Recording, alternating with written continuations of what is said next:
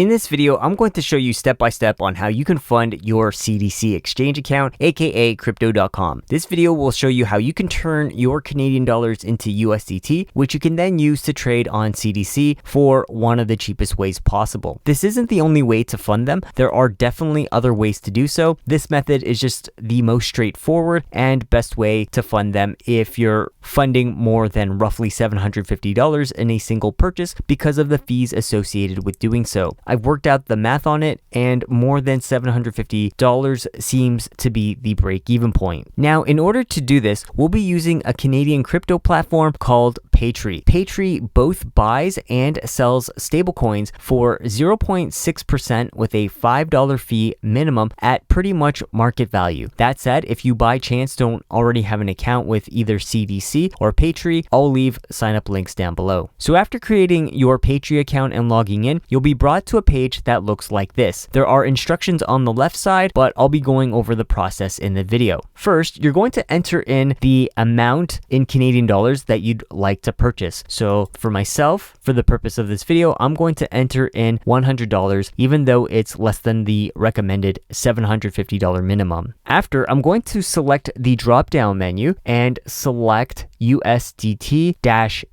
Make sure that you select this one specifically because it's free to send. If you select the regular USDT version, there will be a sending fee on it. When you receive the USDT in your CDC account, there's no difference between the regular USDT and the USDT-B or BEP20 version, so you might as well send this version over here so you don't have to pay any fees. As an example, if I select this, you can see that there's nothing over here, but if I select this one, you can now see that there is a gas fee. So I'm going to go back, nothing over here. I like what I see, so then I'll click on swap. What I'll now need to do is enter in my CDC exchange USDT BEP20 address. To find this, I'll go back to CDC and then go over here, click on dashboard, and then I'll click over here on wallets and then spot. I'll then look for USDT, which is over here, and then click on deposit. And right now I will need to select this drop-down menu and then click on BEP20. Now the address has been blocked out for privacy reasons. So what I'm going to do is I'm going to copy this address over here and then go back to PAYTRIE and then paste that address here in this box. Make sure that you double check that the addresses match up and that they're exactly the same. So I'm going to go back, yes, and yes. And then after, for myself, I'm going to use a referral credit and then click on submit. So I like what I see, submit. So what's happening now is it'll submit a e-transfer request to my email address associated with my PAYTRIE account. Once I receive that email, I'll need to confirm it. Basically, it's asking me to accept the e-transfer request so the funds can be sent from my bank to PAYTRIE. So I'm going to pause the video and I'll be back once the USDT has been received in my CDC account. All right, so I'm back, and as you can see over here at the top, it says you have one incoming deposit for your review, and then I'm going to click on add info, and over here you can see the USDT of 76.68 that I just sent. And what you're going to have to do is click on add info, and now you're going to have to identify where the funds came from. So for myself, because it's for PAYTRIE, then it would be non-custodial wallet. Then click on that and then add info, and then over there it's been completed, and you can now see that it is completed over here. So that's basically how you can turn your Canadian dollars into USDT on CDC, which you can then use to trade for whichever coin. The whole process took no longer than 5 minutes, so really quickly and conveniently you can turn your Canadian dollars into USDT via PAYTRIE. Again, this isn't the only way to fund your CDC account, and in the future I'll be making other videos on how you can do so in Canada.